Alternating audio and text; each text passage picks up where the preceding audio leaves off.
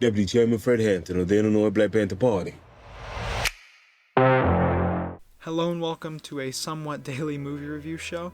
Today's movie in question is Judas and the Black Messiah, directed by Shaka King and starring the wonderful Daniel Kaluuya and equally wonderful Lakeith Stanfield. So I'm gonna come out the gates and say I've not seen any of Shaka King's work, but I have seen other films from Daniel Kaluuya and Lakeith Stanfield, and I gotta say, they have some excellent performances in other films, particularly Daniel Kaluuya and his Jordan Peele movies, but I think this movie alone takes the cake. This movie is excellent. It follows this very awful, very real moment in the late 60s, this Black Panther civil rights movement, and it really makes you sit there and watch and you feel this like wicked air throughout the whole movie. And that's the one thing the movie really needed to capture well, was that pure, unrelenting evilness from all the officers and all the government agents that were trying to stop this civil rights movement from really going through, and this movie captures it perfectly. Particularly in, I think it's Hoover's address at the start and sprinkled throughout the rest of the movie, where he's talking about, I don't care what you get him for, just get him. And he's using all these horrible derogatory terms and all these awful things to calling Daniel Kaluuya's character. And you really can't help but sympathize with the Black Panthers because they're fighting for what should have been equal. And, I'm not here to give you a history lesson or anything, but this movie, as someone who is pretty much unversed on most of the civil rights movement outside of MLK and a little bit of Malcolm X, this movie really opened my mind up to what the Black Panthers really were, because I knew about them, I'd heard the name, but I didn't know what they really did other than fight for civil rights up until now, and I know it sounds horrible, and this movie has really interested me, and I'll probably be doing some research in the future, but this movie accomplished what it had to. And that was make an interesting, well-made film about the Black Panthers and about one of its most influential leaders, Fred Hampton. So this movie, I can't really give it a traditional plot synopsis because this is a real-life thing, but what happens in this movie is it follows the, again, real events of one Fred Hampton and another Bill O'Neill. So Bill O'Neill, played by Lakeith Stanfield, is a snitch. He is an FBI informant, an undercover agent for them, and he works for the Black Panthers. He becomes their security manager or something like that. And Daniel Kaluuya's character, Fred Hampton, plays the leader of the Chicago civil rights movement. And it's instantly, you are with and pro Fred. You're pro Daniel Kaluuya's character because the way he carries himself, every scene that he's doing a big speech, just the way he talks, that air of swagger and confidence that Daniel Kaluuya's character really exudes. It's something that you can't really ignore because it's so evident. It's so out there, like you can't miss how confident he is and how powerful he is on the stage. And pretty early on into the movie, you're introduced to Dominique Fishback's character, Deborah Johnson, who would later become Fred Hampton's wife, or at least his baby mama. And pretty soon after you meet that character, you meet Jesse Plemons' character, Ray Mitchell, who is an FBI agent. So one thing that this movie also does really well, and I know it's a slightly political thing, but I really don't care for any of that. I'm just, saying what I saw in the movie. And this movie portrays the FBI and police specifically as being these awful, unredeemable, racist, anti-progress people, especially Jesse Plemons' character.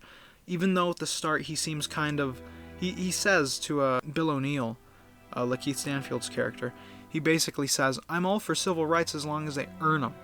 And the Black Panthers movement was all about earning their civil rights.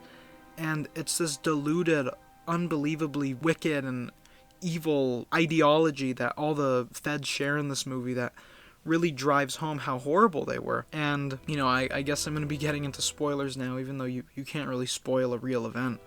But there will be spoilers. I gotta say, if you haven't seen this movie, you should definitely go check it out. It's on HBO Max right now. It's absolutely worth your time. It's just above 2 hours. I think Lakeith Stanfield or Daniel Kaluuya won an Oscar for this movie. For Best Actor or Best Supporting Actor, one of the two. So this is absolutely worth your time, and I suggest you go check it out. But yeah, spoilers from here on out. So Jesse Plemons' character is one of the major aspects of the movie, next to Lakeith Stanfield's character, and they both change a lot throughout the movie. Now, at the start, you can tell Lakeith Stanfield's character really isn't in it. He doesn't really care for anything that the Black Panthers have to say, and he's clearly just in it for the paycheck and so that he doesn't go to jail for stealing cars, pretending to be an FBI agent. And you see throughout the movie, you watch Lakeith Stanfield's character change, and you see him really start caring for what was the civil rights movement and the Black Panthers, and you see him start warming up to Daniel Kaluuya's character, and you see him really involving himself more than Jesse Plemons' character really would ask him for. And while he is changing, Jesse Plemons' character is also changing, whereas at the start you could see he kind of felt a little reverent, a little bit of respect for Daniel Kaluuya's character and for the whole movement in general. But there's this conversation he has with his boss where his boss basically asks him, "What are you going to do when your daughter brings home a black boyfriend?" And it sets Plemons' character off, and he's like, "Yeah, you know what? I don't care for him like at all anymore." And it's this awful moment where Jesse Plemons' character lost any bit of likability that he had, which he barely had any to begin with.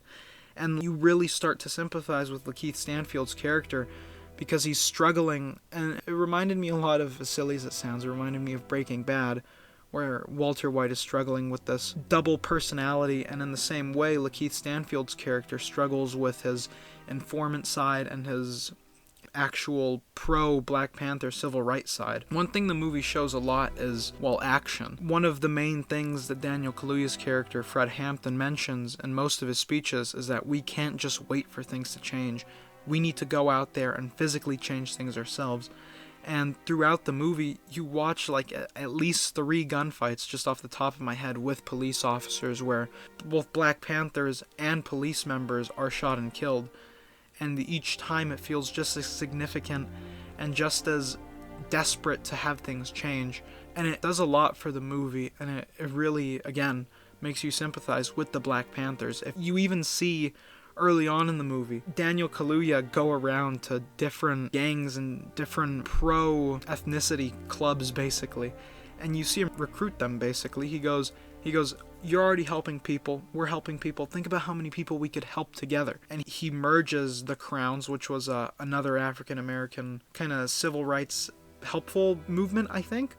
And you also see Fred Hampton join with it's like a redneck, white trash kind of association, and you see how personable and how relatable and how great of a public speaker he is, and it really makes you love his character.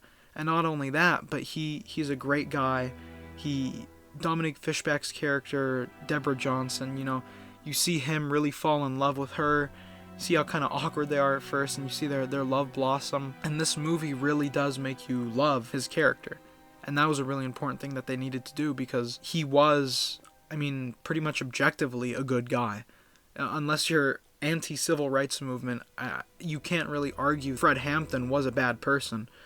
And that's why you hate Bill O'Neill or Lakeith Stanfield's character so much. Because you watch him, even begrudgingly, still hand over information and draw blueprints for Jesse Plemons, Roy Mitchell. You see him draw these blueprints and give out information on not even marches, but plans they have, and you really do hate Lakeith Stanfield's character for it. And it's a really important point in the movie that this happened. They make it really apparent that this is all real life stuff, and that's another thing, because, again, outside of MLK and Malcolm X, I really don't know much about the civil rights movement. Not out of disrespect or anything, but just lack of, knowledge for it. School doesn't really teach it. I'm not really there in US history yet, but I knew about the Black Panthers, and watching them kind of in action, even fictionally, is really compelling. You see their, I don't want to generalize too much, but you see their crazy outfits and their just their guns and their hair, and you can't help but kind of love these people, these freedom fighting Americans, you know. And the movie looks great visually. It's really stunning, especially that opening where Lakeith Stanfield's character is pretending to be an FBI agent to steal a car. Every time it rains, and especially during that speech that Fred Hampton delivers after he gets out of jail, you watch him deliver it, and the camera's so close, and you see all these people cheering and roaring at his return, and you can't help but get emotionally invested. And not only that, but the music, that funky jazz that plays throughout, that matches the late 60s era perfectly. It really does a lot to add to the personality and heart behind the movement. And along with that, you have, you know, wonderful acting, you have wonderful music, wonderful cinematography, excellent writing. You have this constant, like, dour note. You can always tell that something's right around the corner and something bad is right around the corner. And the movie just presents it in a really compelling, interesting way. And I know it kind of sounds like I've been rambling a lot, but I do love this movie, and I wish there was more I could say, but I mean, this movie really just does need to be watched. Even if you know about, you know, Fred Hampton and Bill O'Neill and Roy Mitchell and all these other names from the era, you do need to watch this movie, because just to see it even dramatized and fictionalized and kind of presented in a maybe not super historically accurate way, it's still compelling to know that this did happen, and that this is a part of American history that often gets swept under the rug because of how bad the government was for all this horrible stuff. Just hearing Plemons compare the Black Panthers to the KKK, just insulting just to hear. So, you know, just kind of wrap up, hit some important points. The acting, direction, music, casting, cinematography, everything. This movie was just great. Straight up. I really loved it. Super interesting too. I would totally love to watch like Malcolm X after this, if it wasn't like 4 hours long.